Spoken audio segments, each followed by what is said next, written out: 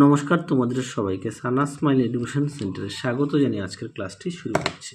আজকে তোমাদের সঙ্গে আলোচনা করব তোমরা যারা চতুর্থ শ্রেণীর প্রথম পর্যায়ক্রমিক মূল্যায়ন পরীক্ষা দেবে তোমাদের জন্য রায় ও মার্টিন প্রশ্নবিচিত্র থেকে আজকে সমাধান করব চতুর্থ শ্রেণীর বাংলা বিষয় মডেল নাম্বার 15, অর্থাৎ 15 নম্বর স্কুলের সমস্ত প্রশ্ন সমাধান করে দেখাবো।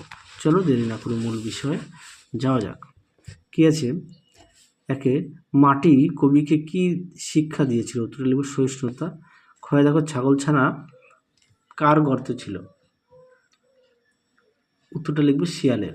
পরেরটা দেখো গর্তের মালিক কোথায় গিয়েছিল? উত্তরটা লিখবে বাড়ি নিমন্ত্রণ খেতে। পরেরটা দেখো গয়ে তথ্যচান তার বন্ধু ইয়াসুয়া কিচানকে গাছে ওঠার নিমন্ত্রণ করেছিল কেন? উত্তরটা দেখো প্রশ্ন উত্তরটি তোমরা ঠিক এখান থেকে এই পর্যন্ত লিখবে।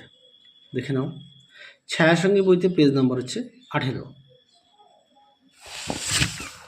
পরবর্তী দেখো কি আছে? ঘদাক লুসাই পাহাড়ের বিস্তার কতখানি জায়গা ছিল? উত্তরটা লিখবে 650 থেকে 750 বর্গমাইল। পরটা দেখো উমদাকে বাগিচা শব্দের অর্থ কি? উত্তরটা লিখবে ছোট বাগান। পরটা দেখো বনভোজন করতে কারা এসেছিল? উত্তরটা লিখবে নুরু, পুষি, আয়েশা, শফি।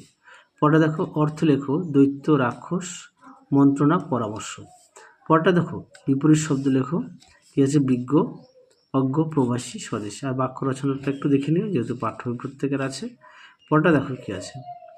5 থেকে মালগাড়ি কবিতাটি কবির নাম সহ 8 লাইন মুখস্থ লেখো। এটা একটু দেখে নিও, তোমাদের প্রত্যেকের কাছে পাঠ্য বই আছে। পরটা দেখো কি আছে? কথা বলার জন্য কোন কোন যন্ত্রপাতি লাগে?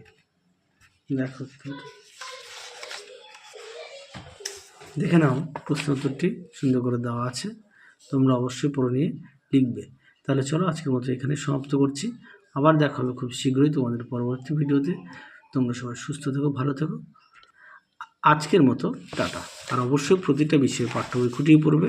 আর খুব শীঘ্রই তোমাদের দ্বিতীয় পর্যায়ক্রমিক মূল্যায়ন ভিডিও আমরা দিতে থাকবো। দেখতে থাকো আমাদের চ্যানেলটি। চলো বাই, টাটা।